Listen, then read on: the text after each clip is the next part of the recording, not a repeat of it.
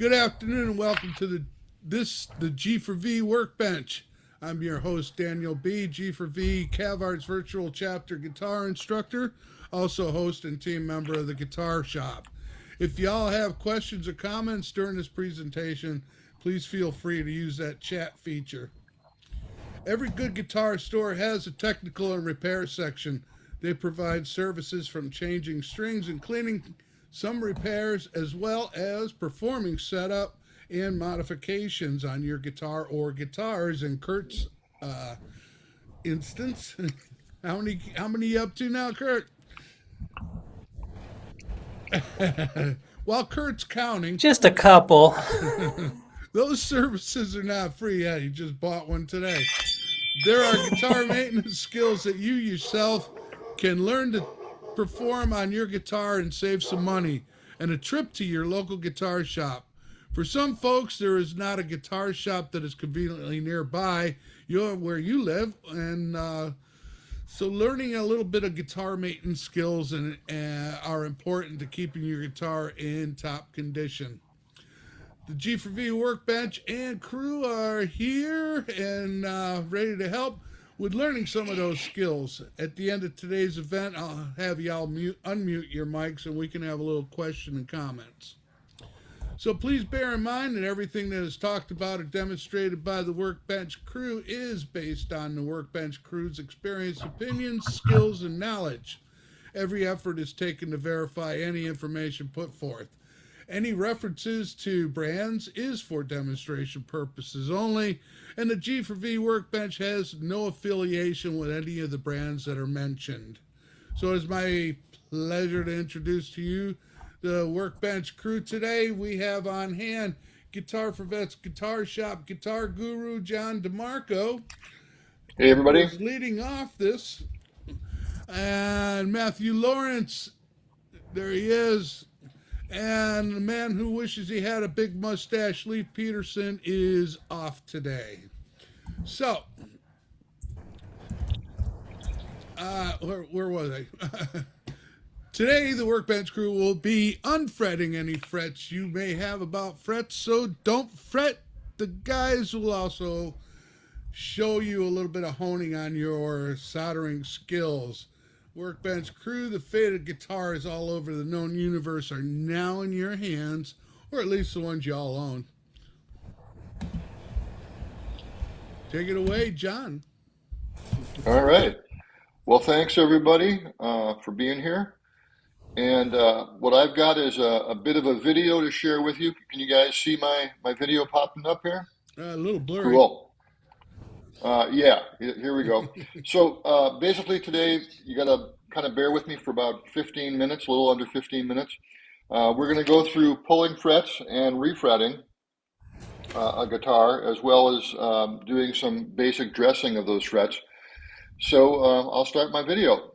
So we got a bunch of tools here, and don't get worried, you don't have to own every single one you see. One thing you will need, though, is a good pair of clippers. Fret wire is very hard. Got to have some nice sharp clippers. This is an interesting tool. It's for pulling frets. You can use the previous tool, but this has got a flat nose on it.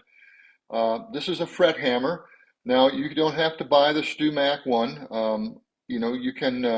You can buy less expensive ones. As long as they have a brass and a plastic head, you're home free.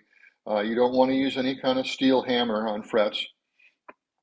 This is a fret crowning file, and you can see that the teeth are only on the edges of it.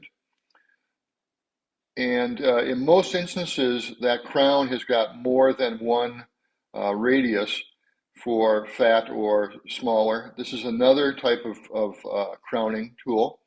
The one with the wooden handle is much less expensive than the diamond-coated one on the bottom. This is something you don't have to have, but it comes in handy. I use it quite often. You know how you get those little prickly fret edges on the sides of your fretboard?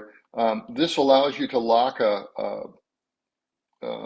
file in place and then consistently create a 35 degree or a 90 degree edge or whatever it is you're trying to work on. And again, you can either make one or they're very inexpensive to buy. And then next up, this is an interesting tool, and it's essentially comes with a bunch of radiused brass inserts that go into the bottom of this, and you can use this to pound your frets in, and you can see the radius right there. Or some people get heavy duty and they either use a machine like this or they use a drill press with that same little thing in place. Here's an example of something that's kind of a vice grips thing that they sell, and you kind of clamp the fret in place. Now, I tend to hammer my frets in, and you'll see a demonstration of that, but any of these techniques can work. And again, you don't have to own all the tools. You can really do this from a very simple perspective if you want to. This is a little radius tool, fret bender I built out of wood, but you can buy the expensive one where you can have multiple radiuses, dial them in, and you can get a little bit of an arch on your fret wire prior to putting it on the fretboard. Notice my diagram. I'll back up just a second here. The whole thing about frets is, and we'll talk at the end here. Matt's got some great charts.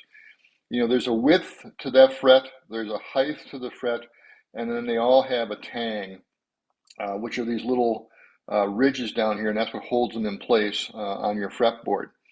And what I've got up here is just a single piece of fret wire. You can see a little bit of the tangs here in the upper left up there. So, the first thing is you got to pull those babies. Well, if you've got a tool like this one with that sort of snub-nosed clippers, it's pretty easy to get a hold of them and then start prying them out. And you can see that I'm doing this as gently as I can, but I still manage to nick a little bit of the wood out. Now, that'll get covered up by the next fret, but it's unfortunate.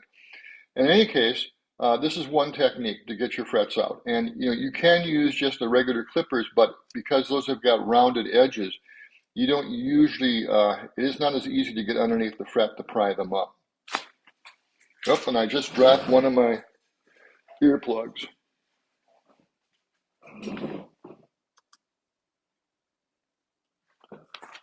Let me just put myself on pause while I find that. We can do an edit right here, John.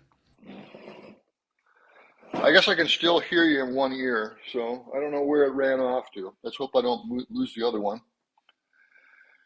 All right, so you can see I'm putting some tape on the fretboard here on the top, and I will tell you that blue or green tape and a magic marker or a Sharpie is your best friend in this situation. Here's another way to get the frets out. If you have a really sharp chisel, you can pry them up out of there. And just be careful you don't wind up scarring your fretboard. That's why I put the tape on there. It helps you a little bit. Not that you couldn't let it slip and do something. But I know a lot of people who use that to pop them up and get them out. So, another technique that's available to you to get them out. And if you're only doing one or two, maybe you can use a chisel you already own. Just make sure it's got a nice sharp edge on it to get underneath that fret crown.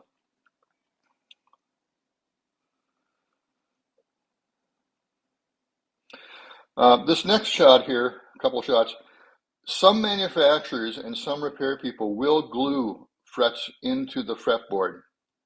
This is kind of a big pain as far as I'm concerned, but it does, a soldering iron, if you're careful, will loosen up that glue so that you can pry it up.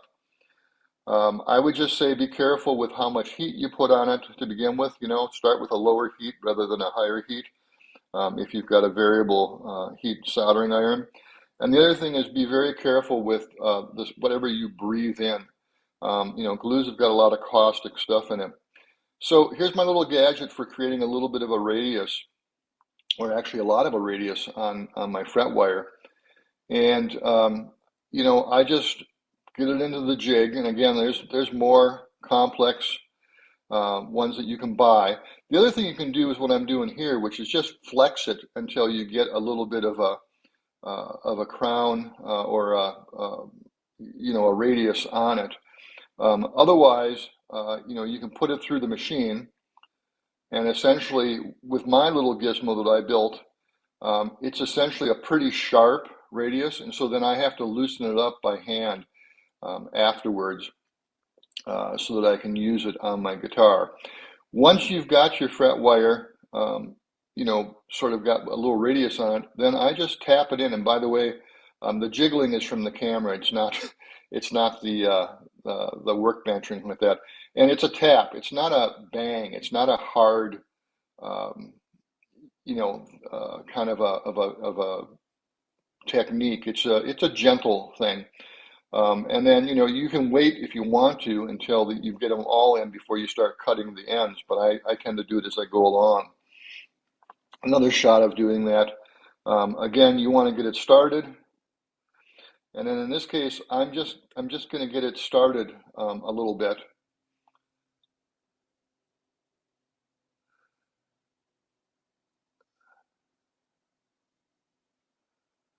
And again, it's just tapping, it's not banging.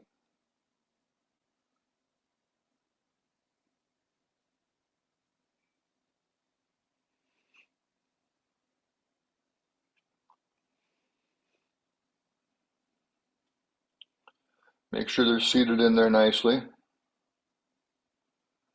And then there's that call that I showed you with the different radii. And in this instance, I just made sure it matched my fretboard. And you're not actually pressing the fret in with this instrument. You're actually, starting the fret kind of like I did before. But then you use the call on top of the fret, and you give it a couple of bumps with your hammer. And it kind of, gets that fret seated with that a little bit of a radius, hopefully, that you need. And so I've started using this, although I've fretted many, many, many guitar necks without that little device over the years. And maybe a little closer shot of kind of the same thing here. Again, I get it started, so it's, going to slip in easily. And then I use my call with the same radius that my fretboard has.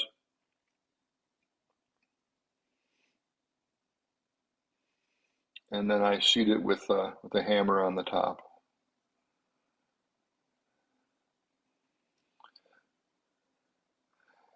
So you might think to yourself, well, what if I just need to get fret ends that have popped up down? Well, you can use a little block of wood and a hammer. There's also this little device, which are real inexpensive, and it's just a brass instrument. They cost maybe $8, $9 online. Unless you go to StuMac, then they're real expensive, but that's, neither here nor there. And it has this little channel in it, and it's brass, so it doesn't actually hurt the fret, the same as the brass and the plastic on my hammer. And you can just seat that fret. And so I've had a lot of people who have said, oh, I've got a fret that's popped up. Well, you can many times with a little block of wood or an instrument like that, a tool like that, you can get them seated better. Here's that device where I use it. Now, I could just use a plain old file and try to keep a steady angle on the fret ends, but in this instance, I'm going to use that little tool. And I'm putting some tape down on the sides here, and I do this for a couple of reasons. One is to protect that neck and that fretboard. The other one is I know when I'm done because I'll get a little bit of a scratch on that tape from the file, and that's how I know that my frets are as close to the edge as I can probably get them. And I do both sides, obviously, of the fretboard. Now, this is set at like a 3-degree. You could also do a 90-degree angle. I don't do the final edges until after I've done everything else that needs to be done. Now, again, I told you you're going to use a lot of tape. I'm going to put tape on the fretboard, and you'll see why in a minute. A couple of reasons. Again, protect that fretboard. Secondly, I'm about to get a lot of grit that's going to be happening as I level these frets, and I definitely don't want it to work its way into the fretboard, at all. So I think I cut this short here in a second or two, there we go. And, when you start getting up the fretboard, some people have different sizes of tape. I just rip my tape in half and make it fit and get as far up the fretboard as I need to.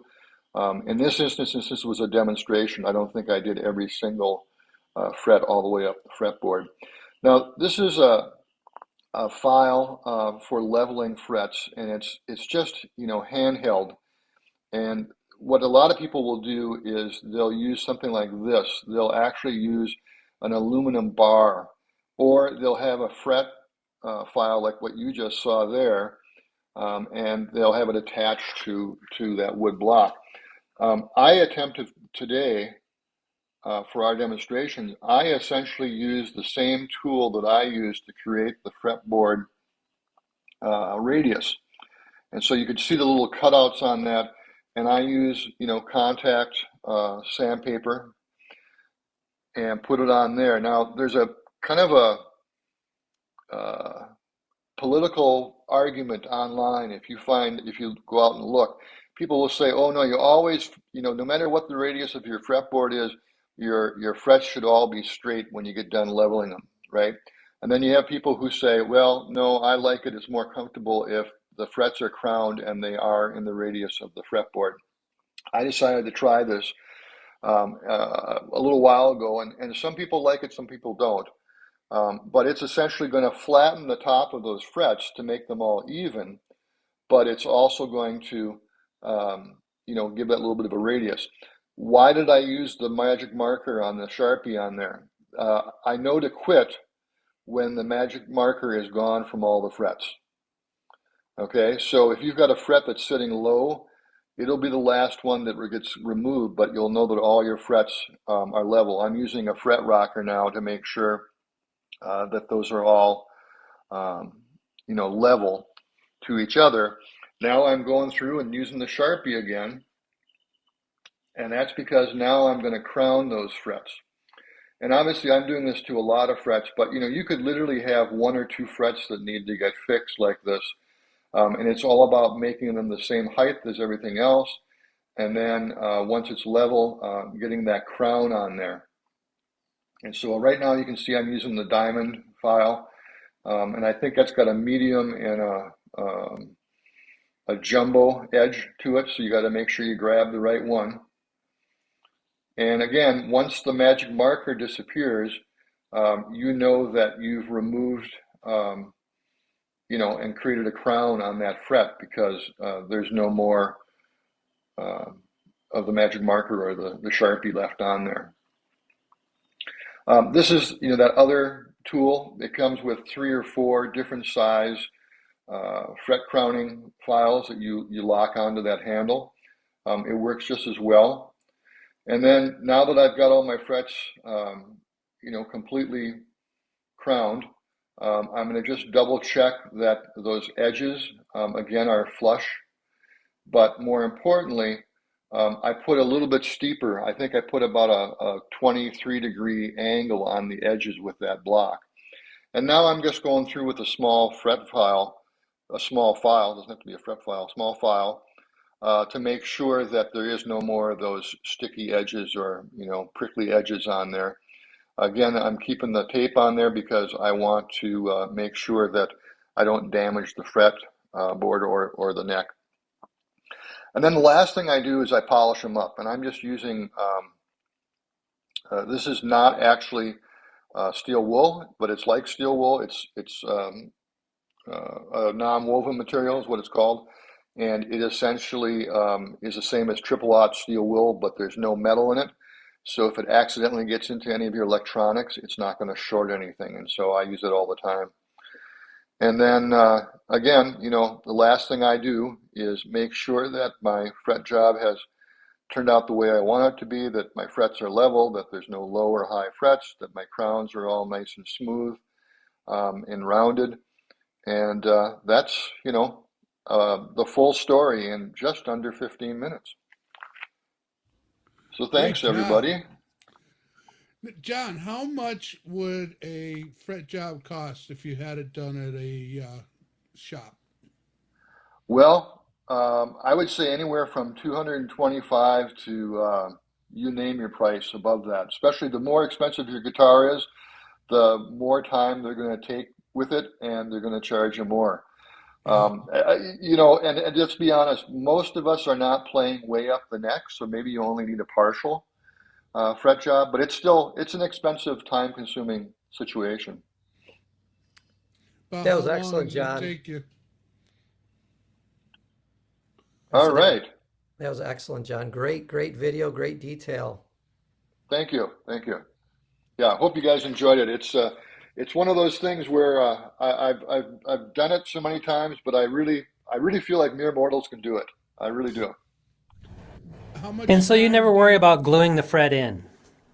I've never had to glue frets in, even in the worst, most beat up fretboard. I've not had to glue them in. You know, you go and watch some of the videos, especially from Stu Mack. They insist you should glue them in. Yeah. Yeah, I don't know. I'm not a real repair person, but I would just tell you that I only work on my guitar, my friends and my relatives' guitars, and then the ones that come through, like I like taking the ones that get donated to G4V and fixing them up. And I just know I've never had to glue anything in. Well, Hey, that's John, great. I love Stu Mack, but do you know why they recommend that? Well, they sell the glue. Yeah, they sell fret glue. That's right. Yeah, yeah. About how long can you expect to, from start to finish, to do a fret job? Depending on, of course, how the guitar Yeah. and whether it's electric or 24 or 22 fret. Yeah, I don't do them real fast. Um, I probably, I would say 2 to 2.5 hours for me to do a decent job. And I would say that, if you did it every day, you certainly could get the time down. Back in the old days when I was a kid, I was a piano tuner, real pianos with, Oh, with Lord. real strings. The first time I tuned a piano, it took me a week. And by the time I got done with that job when I finished college, I could do it in 45 minutes. So, repetition helps with whatever you do. But yeah, I'd say I can do the average fretboard in 2.5 hours. Hmm. And remember, folks, that you can tune a piano, but you can't tune a fish. In the fish. Exactly. For all you Well, Ario Speedwagon fans. I've got a question on pulling the frets. I built this little gizmo to hold my capos. And when I was pulling the frets, using the tool like you had, the little puller, I chipped a little bit. It's kind of hard to see in the video. I chipped a little bit of the fretboard outside of the fret. The fret. Yeah, trying Yeah, to pull it nice and straight up, but still it chipped it. It's an right. ebony fingerboard. That's why. Yeah, yeah. So ebony is very, very rigid and brittle, but rosewood isn't far behind. To fix that, you can get some super glue, and it comes in different consistencies, but you can get some super glue, and there is a manufacturer who has different colors of super glue, Hmm. and they may even have a black one that you could use, and I, by the way, I use these little tiny Here, hypodermic needle things. Yep, there you go. this Yep, is Starbond. Okay. Starbond, that's the brand. Yep, Yeah, you got to Star. shake it. You got to shake it up, and you got to use some ebony dust, and it'll. I actually have, as a hobbyist luthier, I've put drilled position markers in the wrong place, filled them in with ebony plugs, and you can't even tell. Hey, Oh, Yeah, Joe. great. Joe, yeah. thanks for joining us. For those of you that don't know, Joe is with the Long Island chapter of G4V. And how'd you find us? Through the Facebook page? Stuff. Great. Well, welcome. Yeah, Joe I was have a with us question. last week. Thank you. I have a question, John, about the gluing in, because I've done probably about 10 fret jobs, and that's 1/100th of what you need to do to get good at it. On the gluing in, I use glue and for my past 4 or 5 of them, and the reason I don't use super glue or epoxy. I use regular Titebond. Mm-hmm. Okay, regular yellow Titebond, and it serves 2 purposes. Neither of the purposes are adhesion. Okay, the first purpose is to lubricate the process of getting the slot in, the fret in the slot. And the other one is that when the Titebond cures, it fills up any voids in the slot that differ from the tang of the fret wire. And yet you still have to heat it to pull it out. But I mean, at our age, I'm still, no 20-year-olds here. I don't think I'll be pulling many frets out on guitars that I'm building, but it does help. And then it takes a while, about a half hour to an hour for the Titebond to set. But I have a full length aluminum radius block that I clamp the whole fingerboard down, and I've noticed that when I do it that way, I don't have as much leveling. Oh, interesting. Okay. Okay. Yeah, that's a nice idea. So you're using it that leveler. You're using it as like a caul or something, and then putting pressure on it. Yeah, and I don't use a radius block to sand to level the frets. I use maybe a 1-inch wide sander, and I'll go diagonally, but I'll still keep the radius. And just to check everything, at the end I'll put some 400 grit on the sanding block and just give it a kiss, just to make sure I don't have any high spots. But I've been doing really well. On a typical Strat or Tele neck, my fret height at the 12th fret is about 50 thousandths of an inch, I think, or whatever that is on the little fret measurer thing. But it's tiny. I have arthritic hands, so I look for low action on my Fender style guitars, and it makes all the difference for me. Yeah. No, those are great ideas, and I'm probably going to try a couple of them out. You know what? I've also heard that some people use the brown hide glue under the frets. The stuff in the bottle, the Titebond. Too brittle. It's too brittle to use. It dries and when it gets stressed, it cracks into powder. The Titebond that's why they'll use Titebond more often on an acoustic guitar top when you join the 2 halves, because it's as good an adhesive as anything, but it does have Titebond has a certain amount of flex to it. Okay, and that's what. So the flexibility. Again, my goal is to fill any air gaps in the fret slot, not to adhere. I'm not using that as an excuse for having an oversized fret slot. I'm using it to fill up any gaps and make the fret as solid as possible. Yeah. So if you look at it, and the other thing I'll do is the little fret winder thing, the wooden one that you made. I know Stu Max is expensive. I bought an Amazon one for $30, a knockoff, and it works just fine. Yeah. Yep. And I do overbend. So if it's I build with 10-inch radius all the time, because when I build for myself, and I'll probably bend maybe a 9-inch radius, so that if it's overbent, then when I depress the fret into the slot, it spreads out to either side, giving the tangs a better grip on the ends, just to overbend slightly. Yeah, I agree. That's and I overbend way, and then I way too much, and then I wind up stretching it back out, running it through my fingers to get it back to more of a decent radius. But yeah, absolutely. And you know what? I should mention, if you're refretting something like a classical,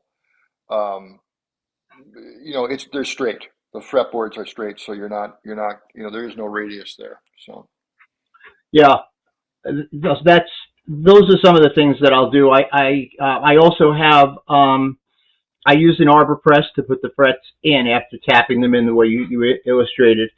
And I'm using another Stu Mac knockoff, or it's actually not a Stu Mac knockoff, but it's one of those fret radius calls which has individual pieces. It's like about 4 different guys, I really don't want to run out in the shop and bring my arbor press in, but it's they call it something or other, but it works pretty well because it has 4 different call pieces that adjust to any radius on the fingerboard. Yeah, and I've got blanks that are different radiuses. Yeah, I got them too. That I use in mine. Yep. I like that tool Excellent. that you use with the looks like a vice grip, so the jaws, I think they call it. I'd like to get my hands on one of them. The one that I'm using is called the Fractal. That can be seen. I don't know if that can be seen. The Fractal fret press. You blurry there, bud? Yeah, it's not going to happen. But the way it looks is it's just like any other fret call thing that goes into an arbor press, but there are 4 individual pieces that rock, so it accommodates any fret radius. And they're anywhere from $30 and up. If you buy the one from Fractal, they're $300. So which is not happening in my world. Right. Yep. Now, there is always the machine way. Am I right, John? Yeah. I'm trying to think of, Matt, I think you have one done, haven't you, that way? Where you sent it away to be... I didn't send it away, but it's plucking. It's Plucking, when yeah. they pluck it. When they pluck a guitar, they're not actually replacing the frets. They're just crown and leveling them and making them basically doing the same thing you're doing by hand. They have a computer tell them either what to do or depending on how much money they spend, the computer does it itself. But it's definitely that computer and that machine is definitely not doing the work that you and Joe were doing, where you're actually replacing the frets. So that's a whole different skill set for sure. Now, does the plucking do an automatic leveling? Yeah. No. And that costs? Depending on where you go, the shop that I currently use or go with or know of is about $265. But it's a full set. Understand too, it's not just crown leveling the frets. It is a full setup. Right. I mean, they do a full setup, but it's like I said, it's there's only a couple of hundred of them in the United States totally. So I mean, I would never mail a guitar to have it done personally. But since my guitar came from there and they did it as part of the purchase, that was fine. That was cool. Any better? No, not much better, huh? Yeah, that's a lot better. Yeah, that's a lot better. Well, that's $53, and it seems to work quite well. Although there are mixed reviews on Amazon, but I guess if you're putting frets in, you're going to get mixed reviewers. Right.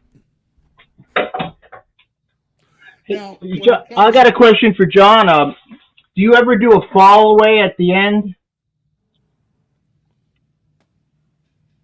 I don't, but it's an interesting idea. On these I do. This is a black limba neck. This is quarter sawn black limba with carbon fiber rods inside, on either side of a hot rod truss rod. What I'll do is I'll build up. I'm only holding the neck so I can illustrate.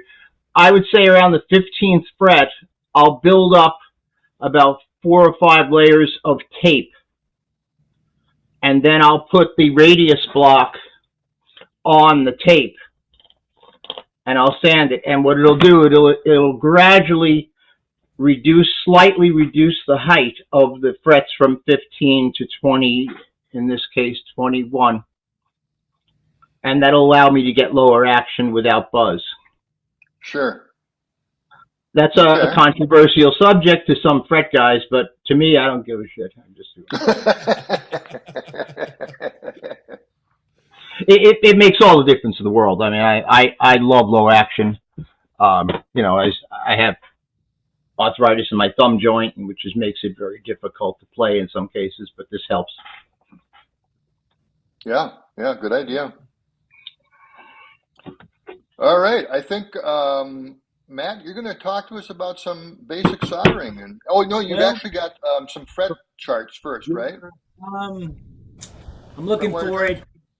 Yeah, I had that fret wire types. Where did it go? Where did it go? Where did it go?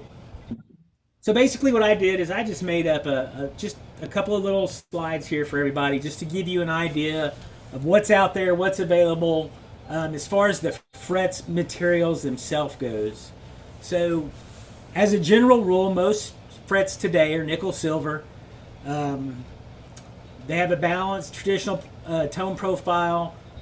They last 5 to 10 years, and they're fairly inexpensive. As you can see, stainless steel is the big rage right now. If you want to talk about something that's controversial in the world of the fret guys, it's stainless steel frets. Some people believe it makes the guitar very bright and crisp, and it gives it a maximum sustain. Okay, I'll let you be the judge of that. I played guitars with stainless steel frets, and they didn't sound bright or crisp to me. That's just my opinion. Yeah, I definitely did. I want everybody to take a look at the workability chart there. It is definitely difficult to do, and even though the cost, where I show the cost at $25 to $45, that cost is for the wire. If you're going to take that guitar to a luthier at a shop for a stainless steel fret job, what I found in my area, which is March of 2026, subject to change, was between $400 and $600 to get that fret job done. So It's a horror show. Yes, a lot of guitars are starting to come with them. I wouldn't try to do it myself. So the other modern kind of fret wire that's out there is the EVO Gold. Again, it's got a higher lifespan. It's a little easier to work with. A little more expensive though. And then on kind of the legacy fret materials that you'll see is brass, bronze, and the word special was there more for the titanium than anything else. If you think stainless steel is hard to work with, try titanium. They say they say it's almost you almost have to be a professional to do it.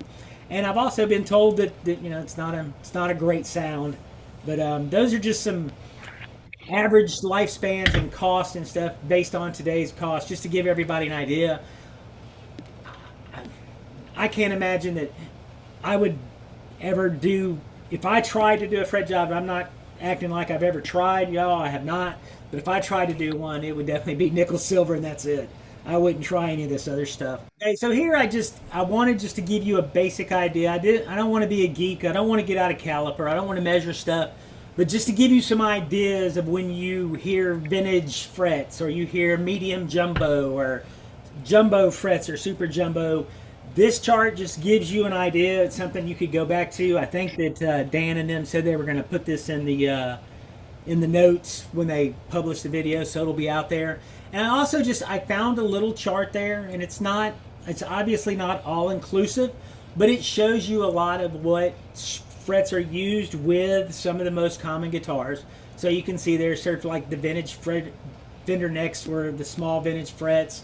They say that most Les Paul are like the LP jumbos and all that. So that's just an example. Obviously, the size of the fret, how tall it is, does determine how you play and everything else. So some people like really vintage frets and like really small frets, and some people like really big ones. So it's kind of that's obviously a personal thing for everybody. So, and then John, if you'll unshare your screen, I want to try to share a photo real quick if I can manage to actually do it. Okay, where did it go? That's not what I am trying to do. Okay, come on, man, share. Let's see. Did that show up, y'all? Nope. It's coming. There it is. Yep. Okay. So it's not a great picture. I'm gonna make it a little bigger as I can. But if y'all look at this fret, this is on a fairly new guitar. This is a guitar that is only it's less than a year old. It has about 225 hours of playing on it. And if you look here on this low E string, you will see where this fret is already dented. And that's with less than a year of playing. That's with, like I said, about 225 hours. And this is not a cheap guitar. This is not like I'm just telling you, it's not a cheap guitar. So I wanted to put this picture up here just to remind everybody, show you what it kind of looks like, show you what to look out for. That way, when you're doing your string changes and everything, you might, notice when your frets are starting to wear or whatever else. So just to give an idea, and I know it's not a great picture, but you can see the little dent there. So it was just something I wanted to show because when I did my string change last Saturday, I was pretty surprised to see that, to be honest with you. But I'll deal with it. So you can minimize that without doing the fret replacement with a Z file, the Stu Mac type of Z file, which only sands the sides of the frets. It does not. So I wouldn't press down so hard too. You keep pressing hard. That's what makes your music good. But the Z file that they make is when John was putting the Sharpie blue Sharpie marker on the frets, the Z file will only sand the sides of the frets and will not touch that mark. So you're done crowning the fret when you have a hairline blue line left on the fret. And then you can hit it with a high grit sandpaper and then the maroon synthetic steel wool and then the gray synthetic steel wool, and then you can go right to polishing. Cool. All right, I just wanted to show that. We want to probably go ahead and get started on the soldering 101 section. We've already at about 51 after. We don't want to take up your whole afternoon. Listen, today is just a basic overview of soldering. I've got a couple of slides, a couple of videos. They're really short, a couple of pictures. We wanted to do this soldering 101 to try to get everybody's mindset towards later episodes in the next couple of months, where we're actually going to put a guitar on the bench and maybe we're going to fix a sound jack. We're going to change some pickups and do some stuff like that. So I just want to do a little slide, just a couple of quick things, like I call them the soldering 101 best practices. When you start to solder, ventilation is key. Please don't lock yourself in a room with a bunch of lead fumes.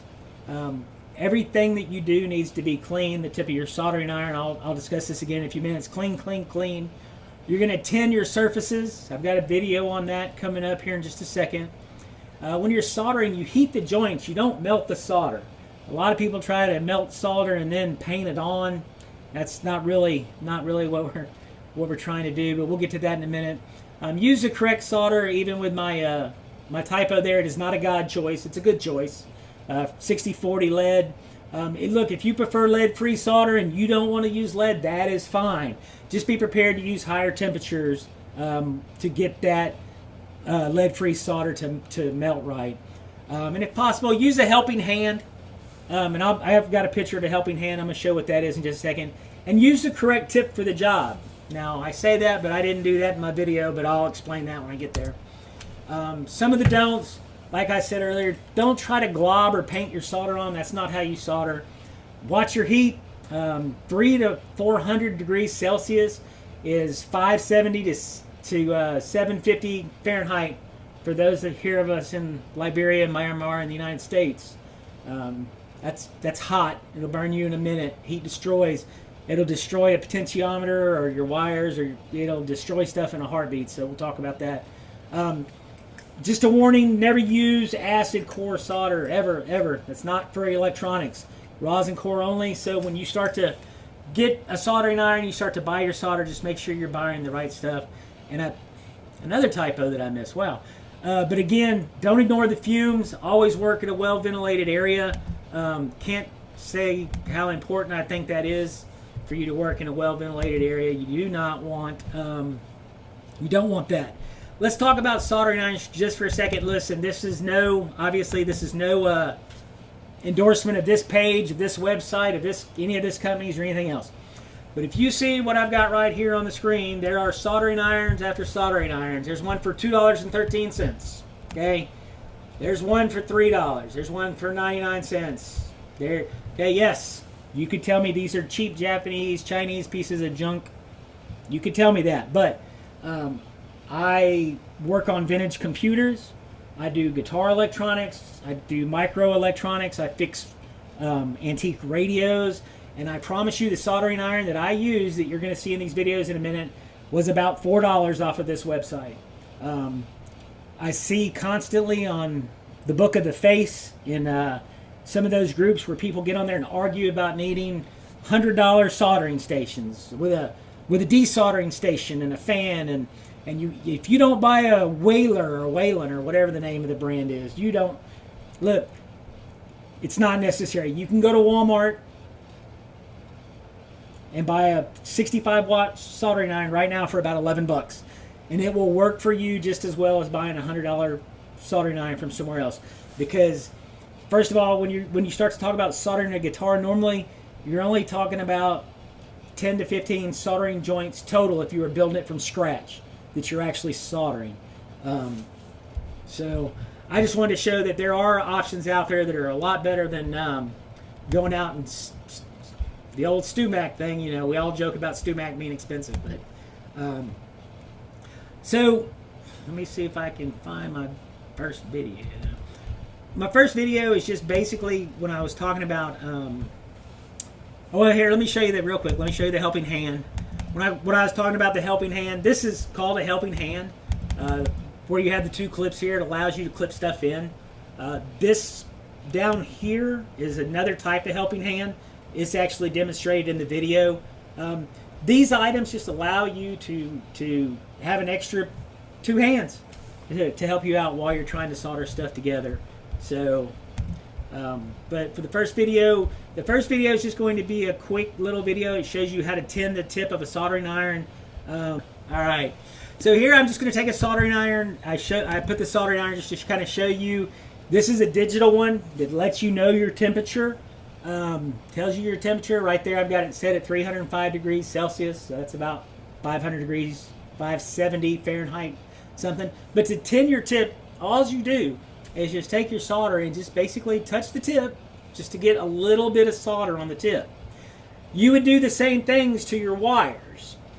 So I've already touched the tip of the wires and put a little solder on them, and I'm just going to solder the wires together. That simple. I put them in that helping hand just so it would be easier to see on the video. But when you're doing this in the guitar, it's no problem.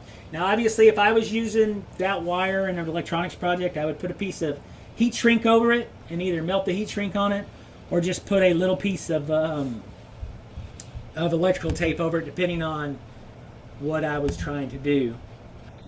All right, now at least I got my videos going. So what I'm trying to show here were just some of the different types of tips that come with these soldering irons. There's more than one type of tip.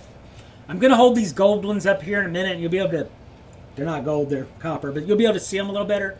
My point is, when I was saying earlier, using the right tip, I like to use a really, really small tip, but in a few minutes I'm going to put a ground on a potentiometer, and it's going to require a little bit more heat. And normally I would use a little better tip than what I actually use in the video, but when I hold these up, you'll be able to see a little better that the so each of these tips, of course, some are bigger than others.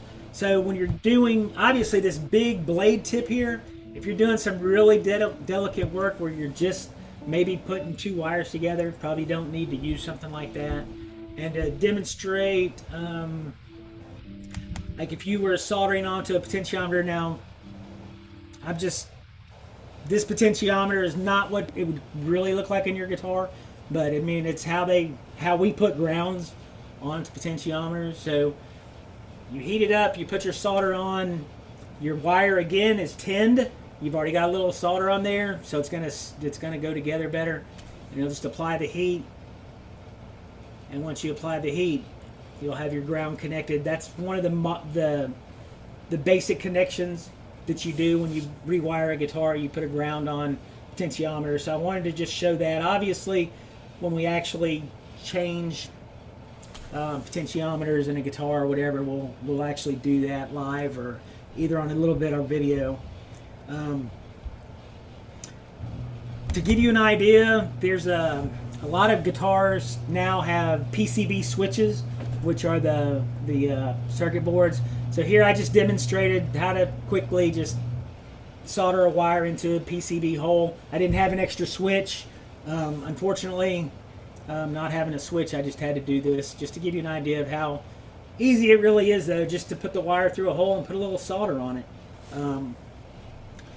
And since we're talking about PCBs, I just wanted to show you. This is a Klon copy of a Klon pedal, a high gain pedal that basically everything on there I soldered on.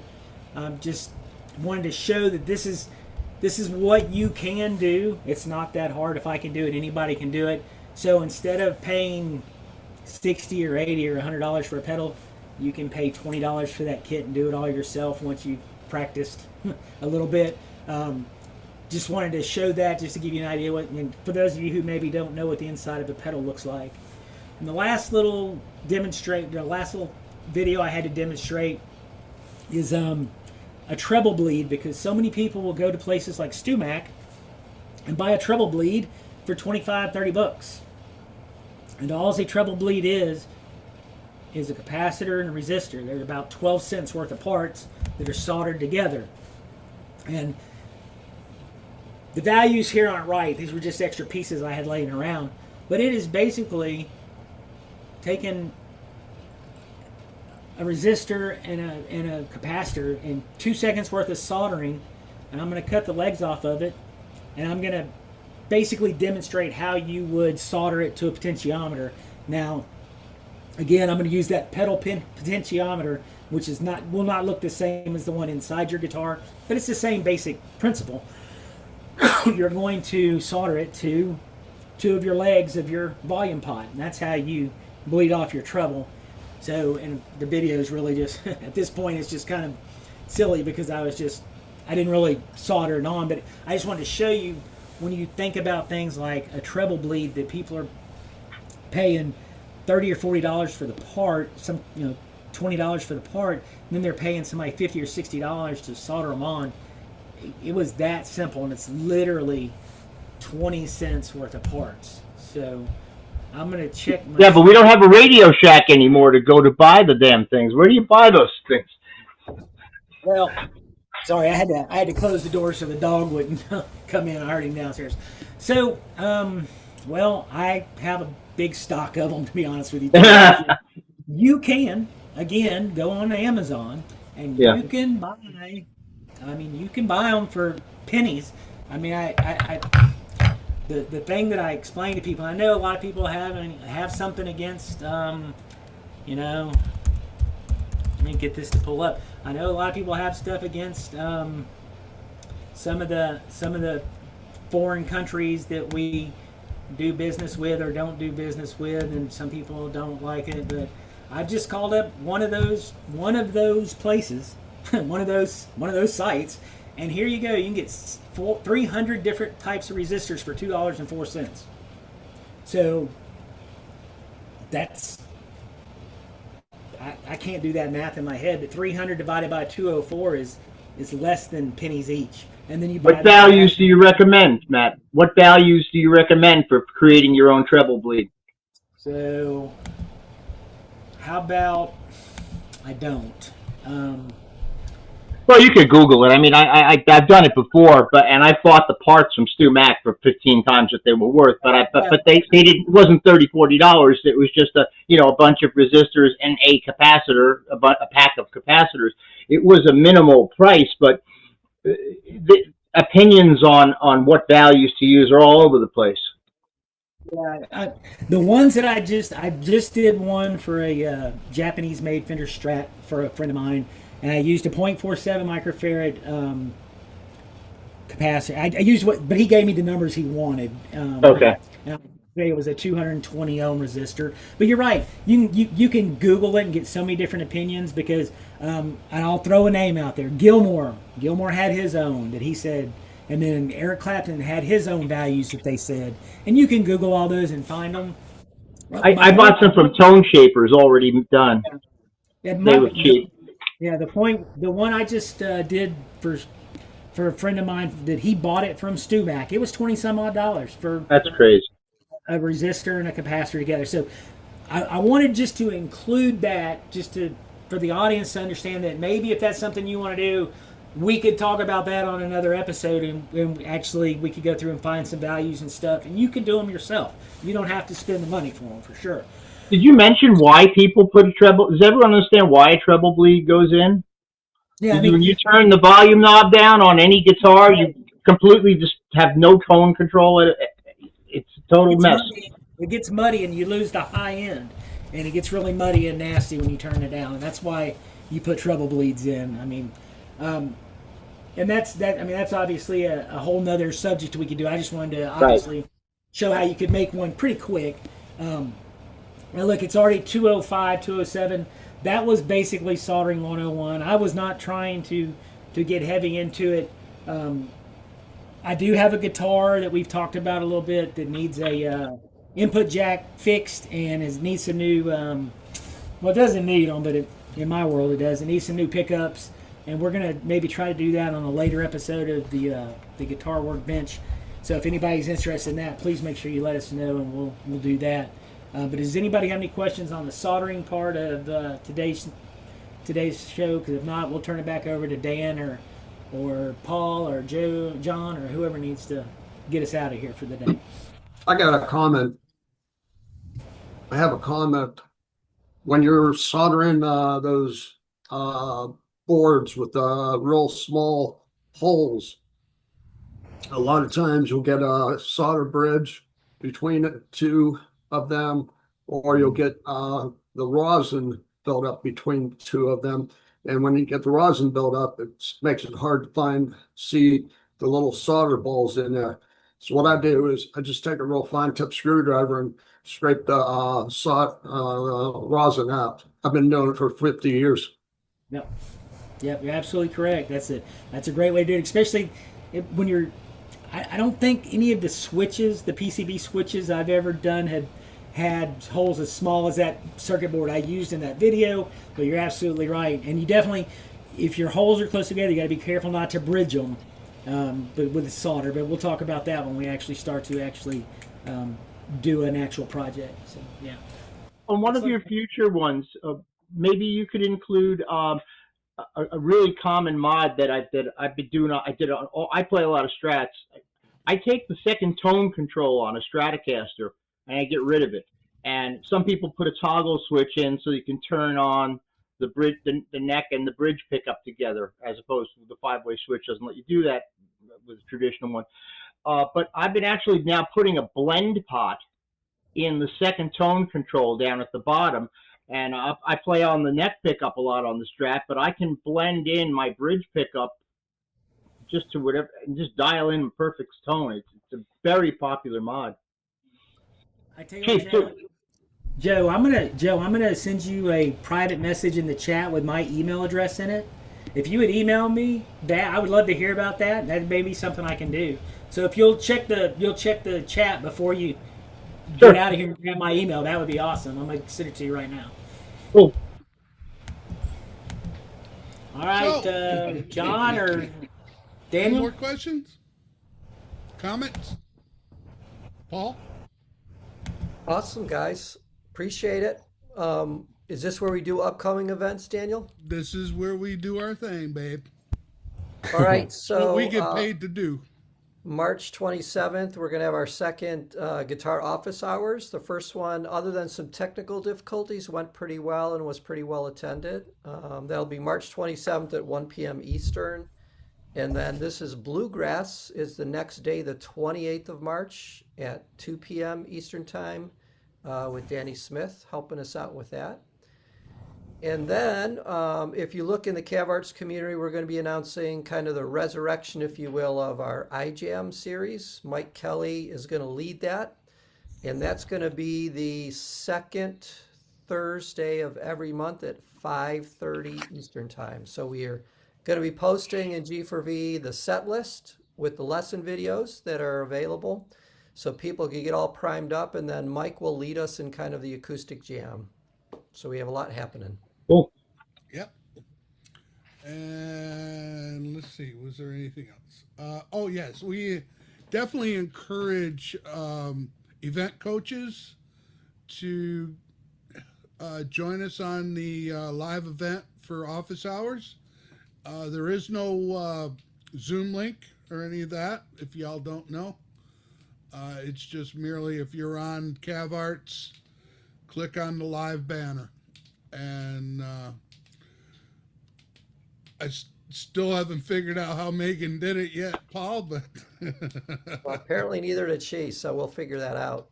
right. The only other thing I was going to say is if you scroll all the way up in the chat, the very first link, I believe, is to an overdrive pedal that a musician, Peter Dankelson, made for us. It was a limited supply of 500 overdrive pedals, and he's become a G4V ambassador and partnered with a boutique pedal company and created his overdrive.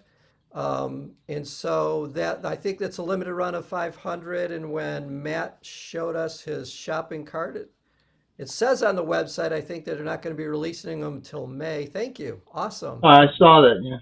So you see our little logo there to the right. Right now we're accepting a few videos from people that have them, testimonial videos that we'll put on Facebook. I think Soulfire might be the name of the pedal company. And if you haven't seen this kid play, he's got a very interesting backstory. He's overcome a lot of medical issues. Kids are really, really good guitars, really kind of the probably AC/DC vibe. I think that was his band. He's really a phenomenal guitar player.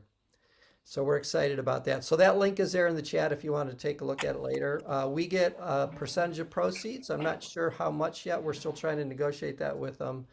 But it is a Guitars for Vets fundraiser. All right.